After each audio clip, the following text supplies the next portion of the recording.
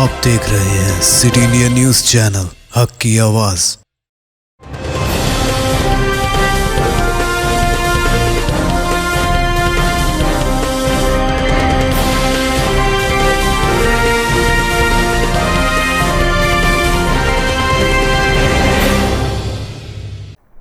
السلام علیکم، میں ہوں شیخ عمر۔ سٹی انڈیا نیوز میں آپ تمام کا خیر مقدم ہے۔ آئیے دیکھتے ہیں بین الاقوامی خبریں۔ شام ترکی میں 4 لاکھ زلزلہ متاثرین کے لیے صحت کا سامان بھیج دیا گیا، WHO نے کہا۔ عالمی ادارے صحت نے کہا کہ اس نے ترکی اور شام میں آنے والے طاقتور زلزلے سے متاثر ہونے والے تقریباً 4 لاکھ لوگوں کو صحت کا سامان پہنچایا ہے۔ WHO نے ایک بیان میں کہا کہ تباہ کن زلزلے سے ترکی اور شام شدید متاثر ہوئے ہیں، جس کے بعد عالمی ادارے صحت نے امداد فراہم کرنے کے لیے دونوں ممالک کو 72 ٹن صدمے اور ہنگامی سرجری کا سامان فراہم کیا ہے، جس میں علاج بھی شامل ہے۔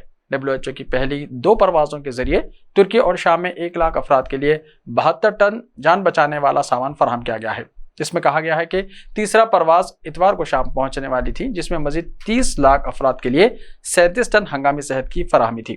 ترکی کی سرکاری خبر رساں ایجنسی انادولو نے اطلاع دی ہے کہ زندہ بچ جانے والے شدید سردی اور مسلسل آفٹر شاکس کا سامنا کر رہے ہیں اور انہیں پناہ گاہ، خوراک، پانی اور طبی امداد تک رسائی بہت محدود ہے۔ WHO کے سربراہ ٹیڈروس ادھانوم گیبریسس نے کہا کہ ہم متاثرین کی جانوں کے تحفظ کے لیے وقت کے خلاف دوڑ رہے ہیں۔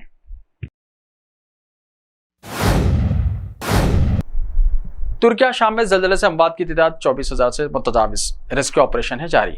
NDRF نے 8 سالہ بچی کو زندہ نکالا۔ ترکیہ اور شام میں تباہ کن زلزلے کے بعد سے بڑے پیمانے پر راحت اور بچاؤ کا کام کیا جا رہا ہے۔ جو ریسکیو آپریشن آگے بڑھ رہا ہے، مہلوکین کی تعداد میں بھی تیزی سے اضافہ ہو رہا ہے۔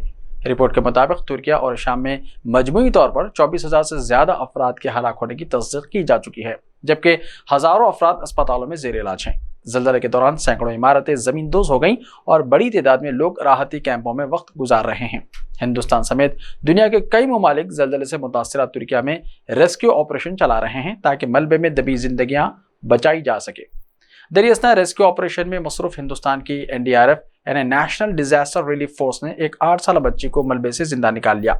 NDRF کے ترجمان نے کہا ہے کہ ترک فوج کے جوانوں کے ساتھ غازیان تیب میں ریسکیو آپریشن چلایا جا رہا ہے۔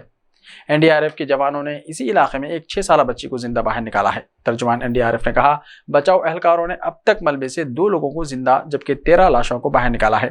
NDRF کا ریسکیو آپریشن 7 فروری سے ترکیہ کی متاثرہ علاقوں میں جاری ہے۔ کم جونگ کی اہلیہ نے بیلسٹک میزائل والا ہار پہن لیا۔ شمالی کوریا کے رہنما کم جونگ ان کی اہلیہ فوج کے قیام کی 75ویں سالگرہ کے موقع پر فوجی پریڈ کے دوران ملک کے سب سے بڑے بین البراعظمی بیلسٹک میزائل کی شکل والا ہار پہن کر نظر آئیں۔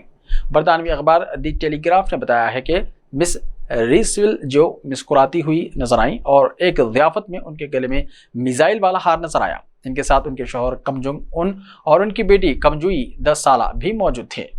فوجی رہنما نے نوٹ کیا کہ ہار ہواسونگ 17 میزائل کے علامات لیے ہوئے ہیں۔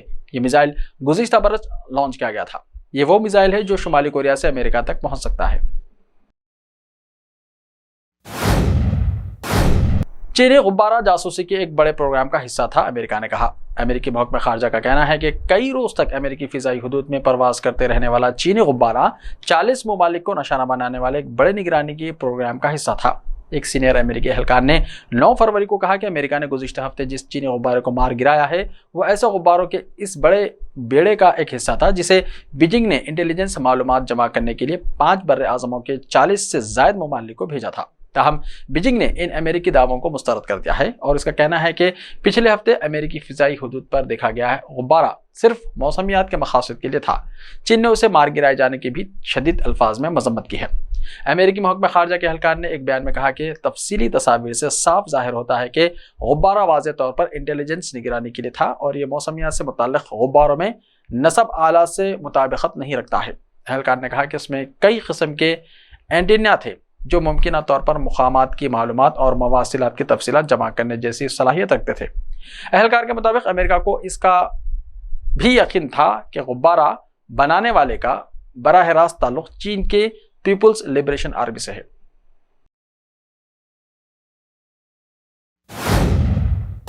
ملبے سے نومولود بچی کو بچانے والے نے اسے گود لے لیا۔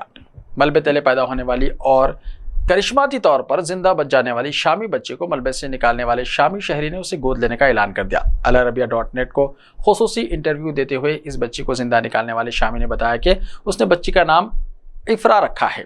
افرا میری والدہ کا نام تھا، اب یہ بچی اسی نام سے ہمارے درمیان رہے گی۔ قدرتی طور پر شامی نومولود بچی کو اس کے رشتہ داروں نے ملبے کے نیچے سے زندہ نکال لیا تھا۔ بچی کے والدین اور 4 بہن بھائی زلزلے میں جاں بحق ہو چکے ہیں۔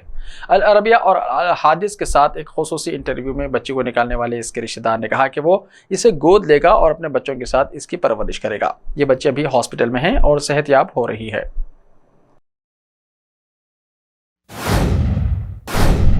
سعودی عرب کا دوسرا امدادی طیارہ ترکیہ پہنچ گیا۔ ترکیہ کے زلزلے زدگان کے سعودی عرب کا دوسرا طیارہ 58 ٹن امدادی سامان لے کر ادانا پہنچ گیا۔ امدادی سامان میں کمبل، خیمے، غذائی اور ادویات شامل ہیں۔ سعودی خبر رساں ایجنسی LSPA کے مطابق شاہ سلمان مرکز برائے امداد کے تحت ترکیہ اور شام میں آنے والے تباہ کن زلزلے میں متاثرین کے لیے امدادی مہم جاری ہے۔ امدادی مرکز کی جانب سے گزشتہ شب بھی ریسکیو ٹیمیں ترکیہ پہنچی تھی۔ شاہ سلمان امدادی مرکز کے تحت امدادی ٹیمیں زلزلہ زدگان کی مدد کے لیے انسانی بنیادوں پر خدمات انجام دے رہے ہیں۔ ارسال کیے جانے والے امدادی سامان میں متاثرین کے لیے ضروری ادویات، خیمے، کمبل، اشیاء خورد و نوش کے علاوہ دیگر ضروریات زندگی کی چیزیں شامل ہیں۔ غزہ میں خون کے عطیات جمع کرنے کی مہم۔ غزہ کی پٹی میں فلسطین ہلال احمر سوسائٹی نے ترکیہ اور شام میں زلزلے سے زخمی ہونے والوں کے لیے خون کے عطیات کی مہم کا آغاز ہو گیا ہے۔ فلسطینی ہلال احمر سوسائٹی کی اس مہم کا آغاز جنوبی غزہ کی پٹی کے خان یونس میں واقع العمل اسپتال میں اپنے ہیڈ کوارٹر سے کیا اور یہ 2 روز تک جاری رہے گا۔ اسپتال کے جنرل ڈائریکٹر حیدر القدرہ نے کہا کہ یہ مہم ترکیہ اور شام دونوں کے ساتھ ہمدردی اور یکجہتی ظاہر کرنے کے لیے ایک انسانی کوشش ہے۔ ایسے ہی تازہ ترین خبروں کے لیے دیکھتے رہیے سٹی انڈیا ٹی وی۔ تو ملتے ہیں کل، تب تک کے لیے اپنا خیال رکھیے۔ اللہ حافظ۔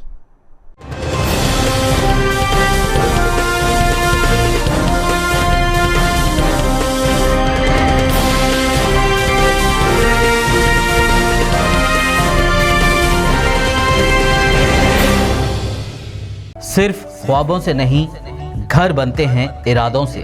MS techno and company builders and developers لے کر آئے ہیں ایک نیا پروجیکٹ سابیریز Umar enclave super deluxe construction, شاہوں کے شہر حیدرآباد میں 4 مینار کے دامن میں صرف 1 کلومیٹر کے فاصلے پر اعظم پورہ فرحت نگر علاقے میں۔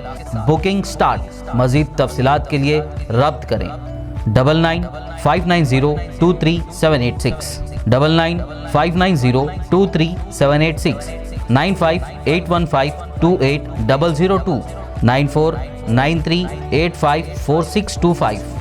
Are you looking to build your dream project, but construction costs and time are a big hurdle standing in your way? If yes, then you are at the right place, because Cosmolite AAC lightweight block is a game changer in the construction industry. Our innovative technologies and highly experienced team can help your dreams come true.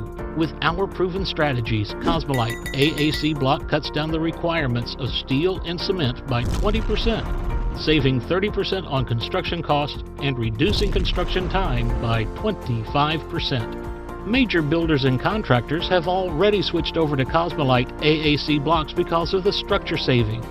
Acoustic insulation, faster construction, lightweight, waterproof workability and flexibility, earthquake resistance and pest resistance. Cosmolite is all set to emerge as South India's most preferred brand in AAC lightweight block. So, what are you waiting for? Let's build with Cosmolite and stay happy, because we don't only build structures, we build happiness. Cosmolite, light up your life.